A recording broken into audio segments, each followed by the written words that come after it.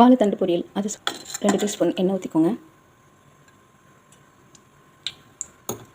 எண்ணெய் சூடானதுக்கப்புறம்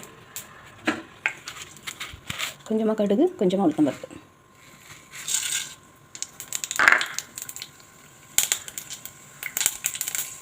கடுகு பொரிஞ்சதுக்கப்புறம் நல்லா பொரிஞ்சதுக்கப்புறம் கருவேப்பிலை போட்டுக்கோங்க.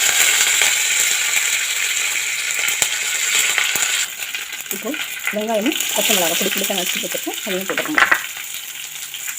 போட்டு நல்லா ஃப்ரை பண்ணிக்கோங்க. இந்த மாதிரி வெங்காயம் நல்லா வதங்கினதுக்கப்புறம் கட் பண்ணி கழுவி வச்சுருக்கிற வாழைத்தண்டு அதோட சேர்த்துக்கோங்க. நல்லா வதக்கி விட்டுக்கோங்க.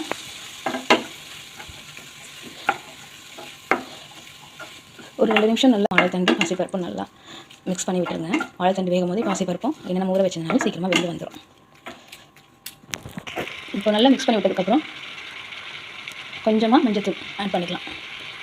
இதையும் நல்லா மிக்ஸ் பண்ணி விட்டுக்கோங்க.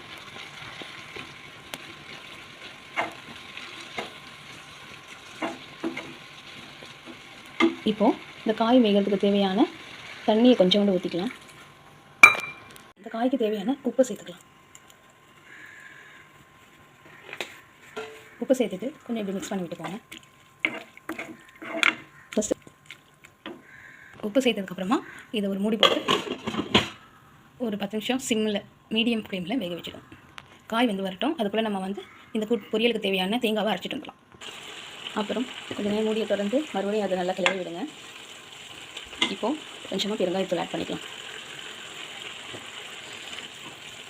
நல்லா மிக்ஸ் பண்ணி விட்டுட்டு க்ளோஸ் பண்ணி வச்சிடலாம். இப்போ காயும் பருப்பு நல்லா வெந்துருச்சு. இந்த சமயத்தில் நம்ம அரைச்சி வச்சுருக்கிற தேங்காய் 2 டேபிள் ஸ்பூன் ஆட் பண்ணிவிடுங்க. ஆட் பண்ணி நல்லா மிக்ஸ் பண்ணி விட்டுக்கோங்க. ஒரு 2 நிமிஷம் மிக்ஸ் பண்ணி விட்டுட்டு ஸ்டவ் ஆஃப் பண்ணிவிடுங்க. இப்போ சுவையான வாழைத்தண்டு பொரியல் ரெடி.